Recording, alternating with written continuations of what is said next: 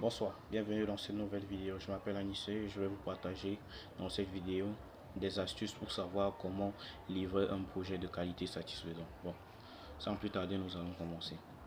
En fait, quand on dit projet de qualité satisfaisante, c'est parce que tout d'abord, c'est pas lorsque tu es freelance, c'est pas juste avoir fini le travail qui fait que en fait, toutes les tâches accomplies sont terminées.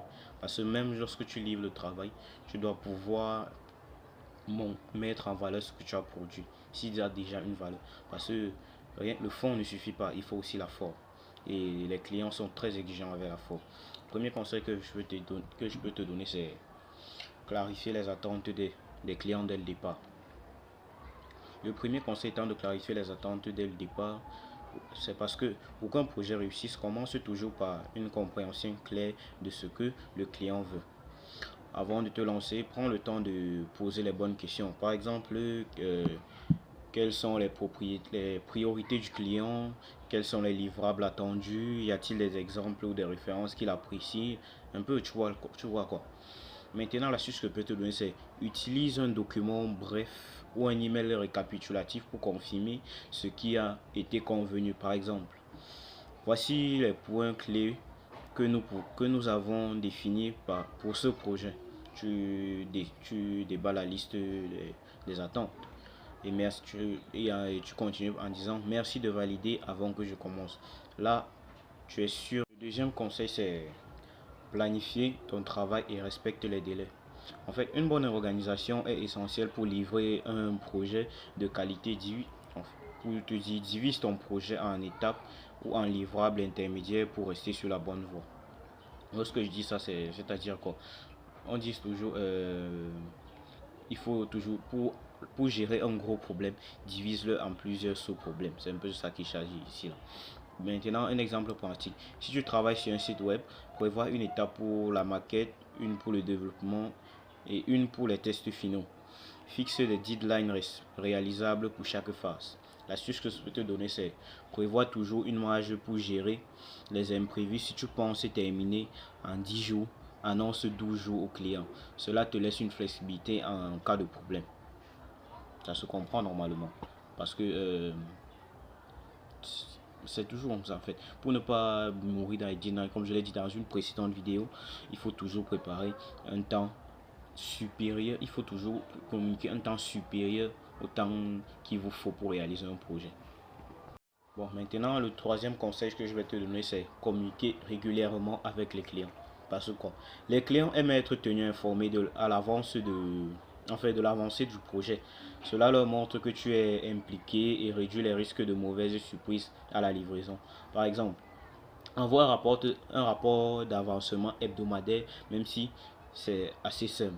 Par exemple, tu dis bonjour, voici un résumé de ce que j'ai accompli cette semaine. Tu fais une liste des tâches et la prochaine étape sera un peu comme ça. Là, ça me permet de mettre le client en confiance parce que lui, il aura comme l'impression que c'est lui qui fait son projet, pourtant c'est toi. Là, quand tu lui donnes l'impression, là, il est en totale confiance. Maintenant, l'astuce que je peux te donner, c'est si tu rencontres un problème ou un retard, informe ton client immédiatement avant avec une proposition de solution. Par exemple, je rencontre un léger retard sur cette partie, mais je vais compenser en avançant sur une autre tâche. Tu vois un peu, là tu montres au client que tu n'es pas focalisé sur l'erreur ou bien le problème que tu as sur la première tâche. Tu cherches à avancer.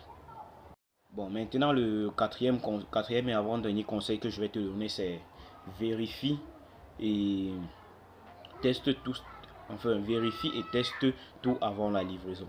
Pourquoi vérifier? Livrer un projet qui fonctionne parfaitement montre ton sérieux et ta rigueur. Passe en revue chaque détail pour t'assurer qu'il n'y a pas d'erreur.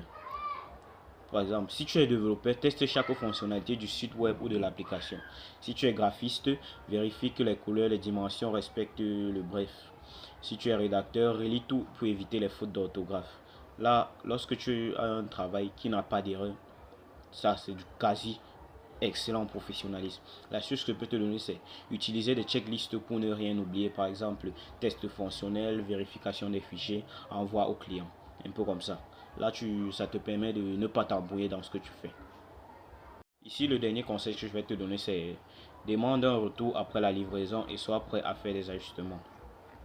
Sachant que personne n'est parfait et que ton client appréciera que tu sois à l'écoute pour peaufiner le projet.